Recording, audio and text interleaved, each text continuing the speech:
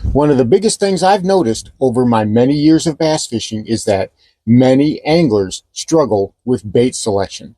They have a hard time dialing in that perfect bait. And it's such a simple process. And today I'm going to show you my method for dialing in that perfect lure. And it works whether you're a novice or whether you've got decades of experience. Stick around. You don't want to miss this one.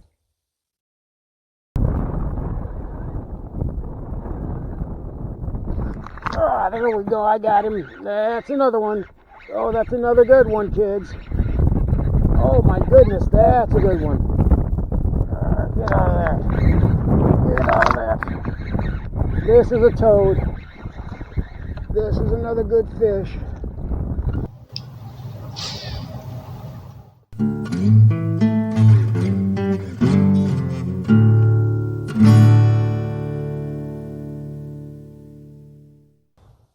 Welcome back to Lowbrow Fishing, and as I said in the opening, I've seen a lot of anglers struggle with the simple process of selecting a lure. Now, it's not such a simple process though, is it? It can be extremely confusing, especially in this day and age when we are constantly bombarded with all this information about these new lures, these new techniques, and how to use them. But what they don't tell you is when and why to select that presentation. And that's what I want to focus on here, because it really is just a simple process. And this works for me under any situation whenever I'm looking to fish any type of presentation. And if you like bass fishing content that's inclusive for both bank anglers and boat anglers, always with a focus on budget, because not everybody's got a lot of money to spend on bass fishing gear, then I'm asking you, click that subscribe button. And while you're down there, give this video a like. I would really, really appreciate it. Now, I went to school for computer science, mathematics, and engineering. So everything for me always defaults to some sort of math equation. And before you click away, it's very simple, right? A plus B equals C. That's what we're looking at here. We're going to take the conditions, we're going to match it up with the right bait, and we're going to catch fish. That's all there is to it. It is absolutely that simple. Now, step one, when we head out to the water, we have to pay attention to what we see. Take a minute. Scan around what you see. Look at the water. Are there waves crashing? Are they moving? Do you have a lot of ripple, or is it calm? And if there are waves, what direction are they headed? That's your best way of knowing not only how strong the wind is, but from which direction it's coming from. And believe me, it matters. Now, I'm not a big proponent of wind out of the east, bass bite the least, but I am a big proponent that wind direction creates current. And current is going to change depending on which way that wind is blowing.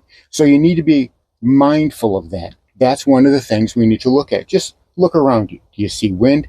Is it cloudy? Is it warm? Is it cold? And not just the day that you're fishing.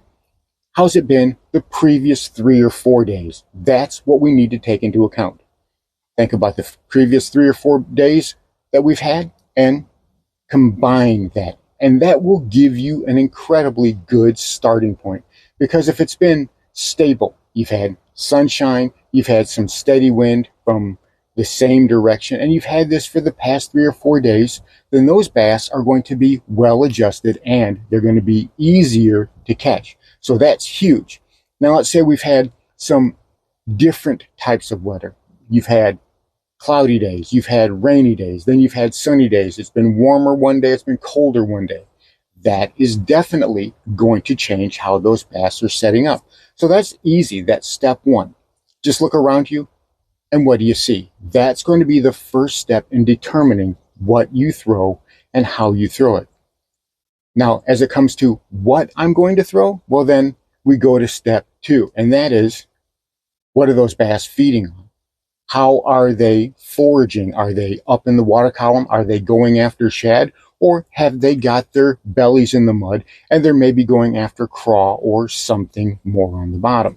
So you put those two things together, and that is a huge starting point for your bait selection. It tells you pretty much everything you're going to need to know about where to start. And then we will fine tune it as we go, taking into account things like the time of year and bass fishing pressure. It really is that simple, and it works so well. And I'm going to show you just exactly how I use it every single time I head out to the water. And we're going to start with, well, this guy right here, just the simple stick bait. This is always my starting point. Now, I may not use it. I may not even rig it up or tie it on, but this is always going to be the base of where I start. Now, when I said I was using this as my basis, as my starting point, that's because to me, something like a stick bait is the lowest common denominator. I know math, but trust me, okay? This is as basic as you're going to get. You want to talk about a do-nothing bait? You're not going to get more basic than a stick bait. Now, they can come in various sizes. This is a 5-inch. You have a 4-inch. You can go all the way down to a Ned rig size. But to me, those little Ned baits are still technically stick baits. So this is where I'm starting. Now, let's take a look at the conditions. Let's say it's pretty windy, right? We've got 10, 12 mile an hour winds, gusting up to about 20 miles an hour. So that's going to immediately, no matter what else happens, that's going to immediately rule out something like, well, a wacky rig. Because a wacky rig, especially weightless, right? I have to clarify that. You can use a weighted wacky rig, but for the most part, a weightless wacky rig on a windy day, well, that's usually a lesson in frustration, especially if you're fishing it on braided line, because we all know that light braid is very wispy and the wind just blows it around. So if you try to make a cast someplace, that wind is going to catch that bait and it's going to move it out of position. That chop on the water, that current is going to make it hard to keep your bait in the area you want to fish. And a lot of times that means adding weight to these, which totally changes the dynamic of a wacky rig. You know, depending on how much weight you add. If you add just something like a 32nd ounce or a 16th ounce just to try to hold it in place, well, chances are you don't have a lot of wind. But basis number one, we don't have a lot of wind. We've got some sunshine. A wacky rig is a great place to start. Now, let's say we have a little bit of stain in the water. Let's say that the water's not very clear. Well, then a stick bait by itself may not be where you want to start. I can do something like a Texas rig, get it down on the bottom and get that bullet weight on there.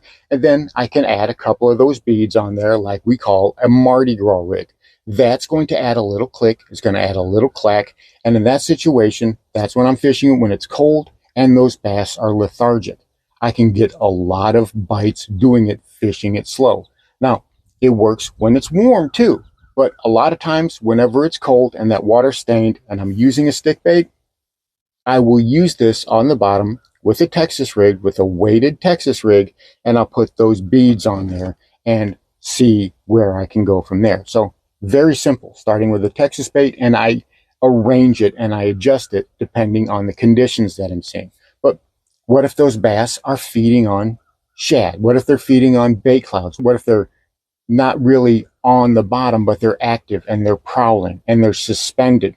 Well, obviously then the starting point is going to be something like this fluke. This is just your regular Zoom Super Fluke. This is the salty one, and it's in that smoked shad color. This is going to be my starting point. Again, I'm looking at the conditions. This is going to be weightless on an EWG Texas rig to make it weedless, and we'll start from there. What can I do with it? Can I fish it just as it is, or do I need to make some adjustments to maximize this bait? Well, if it's clear water with just a little bit of wind, maybe some stain, 2 to 3 feet of visibility, well, something like this is going to be pretty okay, especially if those bass are busting on bait balls. This right here can be an amazing bait under those circumstances because, well, again, it's a pretty do-nothing presentation. It doesn't make a lot of noise, but it has some glide in it. It can look very natural. And when those bass are pressured, this can be just the thing. So this is where I'm starting out. But let's say we have some stain in the water. Let's say that there's some wave action in the water. Well, then this is not going to be very practical because just like a stick bait, I need to modify it to make it better. And what am I doing? Well, then I'm probably going to step things up to a swim bait. And in my lake, you guys know that I already fish them with a bitsy bug that I've taken the skirt off of it. And this is just, believe it or not, this is just a regular cocoa. You know, we use these around here for fishing saltwater and brackish water, but bass don't know that. So this color right here, they tear up on the big lake. So I use these on the big lake as my swim bait or as a spinnerbait trailer, and they work great. So I looked at the conditions. I realized I could not fish a fluke. So I changed things up based on the conditions. And I went from this to this. It's just one step up. But let's say we have some really good wind. Let's say that there's a good chop on the water. Let's say that the water's still relatively clear, but we've got a lot of wind. So then I'm going to go something that's got a little flash to it. And I'm going to try to keep it subtle. So that's when I go to something like this. And you guys remember I've done videos about this. I call it the beetle swim, which is just a small little swim bait. In this case, a little minnow that I've taken and I put a beetle spin blade on. And I tie it here rather than here. Great little fish catcher. And it works when those bass are pressured. So if those bass are feeling pressured, something small is what I'm going to go with. Again, we've stepped it up. Started with the fluke, went to the swim bait, conditions changed a little bit, and we ended up with this. But if those bass are even more active, let's say they're not in an area that's had a lot of pressure, or the water's warmer and those bass are getting more active, and we've got some wind and we've got some cloud cover, well, then I'm going to go with this. So you see the process here. I'm starting very basic and I'm ramping it up just a little bit, one step at a time, until, well, then I'm here at the spinnerbait.